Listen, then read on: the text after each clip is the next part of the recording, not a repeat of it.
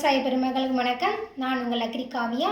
இந்த வீடியோவில் நம்ம எதை பற்றி பார்க்க போகிறோம் அப்படின்னா, துத்தநாக சத்து நம்மளுடைய பயிர்களுக்கு எந்த அளவுக்கு தேவை அப்படின்றத பற்றி நான் உங்களுக்கு சொல்கிறேன். நீங்கள் இதை பற்றி தெரிஞ்சுக்கோங்க. நம்ம இந்த இந்தியாவிலேயே நம்ம மண்ணில் வந்துட்டு 50லேருந்து 60% தான் துத்தநாக சத்து இருக்குது. அப்போ இது வந்துட்டு இந்த துத்தநாக சத்து எதுக்கெல்லாம் தேவை அப்படின்னு நீங்கள் பார்த்தீங்க அப்படின்னா, வேரோட வளர்ச்சிக்கு வந்துட்டு அதிகமாகவே தேவைப்படும். தூர்ப்பு கட்டுறதுக்கு உதவியாக இருக்கும். அது மட்டும் இல்லாமல் அங்கே வந்துட்டு பச்சையத்தன்மை வந்துட்டு இல்லை அப்படின்னா அது அதிகரிக்க வந்துட்டு ரொம்பவே ஹெல்ப் பண்ணும்.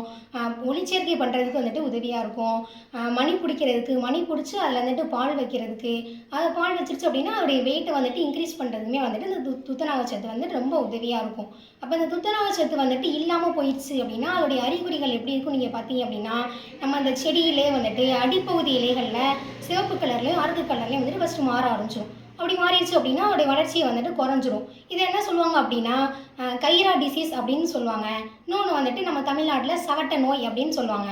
இது வந்துட்டு எதனாலலாம் இந்த மாதிரி ஆகுது அப்படின்னு கேட்டிங்கன்னா, அங்கே வந்துட்டு நம்ம நெல்லுனா என்ன பண்ணுவோம், அதிகமான தண்ணி வந்து தேங்கி வைப்போம். அப்போ அங்கே தண்ணி ரொம்ப தேங்கிருச்சு அப்படின்னா அங்கே இந்த துத்தநாகத்தோட சத்து வந்துட்டு ரொம்பவே குறைஞ்சிரும்.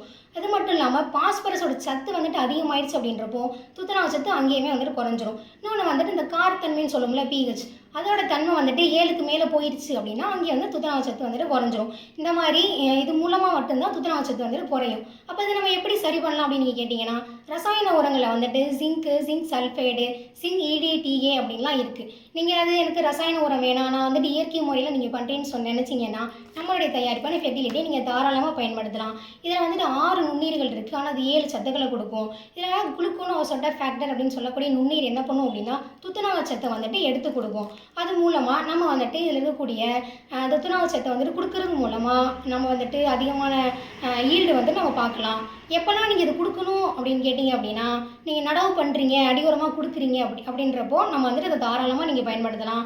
அப்படி இல்லை நான் நடவு பண்ணிட்டேன், இப்போ ரொம்ப நாள் ஆயிடுச்சு அப்படின்னு கேட்டிங்கன்னா 45லேருந்து 60 நாள் வரைக்குமே நீங்கள் வந்துட்டு இதை கொடுக்கலாம். கொடுக்கறது மூலமாக நீங்கள் அங்கே வந்துட்டு நல்லாவே மகசூல் பார்க்கலாம். எனவே அனைத்து விவசாயிகளும் இதை வாங்கி பயன்படுத்தி பயனடையுமாறு உங்களை அன்புடன் கேட்டுக்கொள்கிறேன். நன்றி, வணக்கம். மேலும் விவரங்களுக்கு 8608422427